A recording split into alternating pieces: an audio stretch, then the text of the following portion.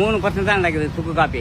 காலையில் இஞ்சி கடும்பகல் சுக்கு மாலையில் கடுக்காய் மண்டலம் சாப்பிட கொலூன்று வீசி நடக்கும் கிளவரும் கோலை வீசி விட்டு கொஞ்சம் குழாவி நடப்பேன். ஒரு மண்டலம் சாப்பிட்டாலும் ஆரோக்கியமாக வாழலாம். தோசைகள் காலையில் இஞ்சி சாப்பிட உங்களுக்கு தலையில ஏறி பித்தம் இறங்கிடும்.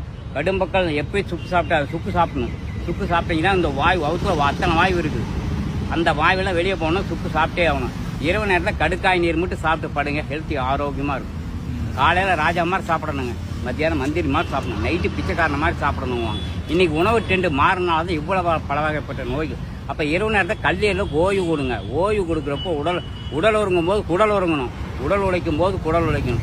மாற்றி உடல் உறங்கும் போது உணவு கொடுத்தீங்கன்னா கல்லியில் ஓய்வே இல்லாமல் உழைச்சி அது டயர்டாயிடும். அதாவது தான் ஆயுள் பலம் குறைஞ்சி போயிடுது. அதனால உணவை மாற்றுங்க. நல்லா உடலுக்கு முன்னோர்கள் சொல்லி வச்ச வழிமுறைகளை கடைபிடிங்க. யாராக இருந்தாலும் சரி. அது எவ்வளோ கோடி ரூபா சொத்து இருந்தாலும் சரி அது நடக்காதுங்க. இங்கே பஞ்சபூசத்துக்கு தான் ஆற்றல் இருக்குது. பணத்துக்கு ஆற்றல் கிடையாது.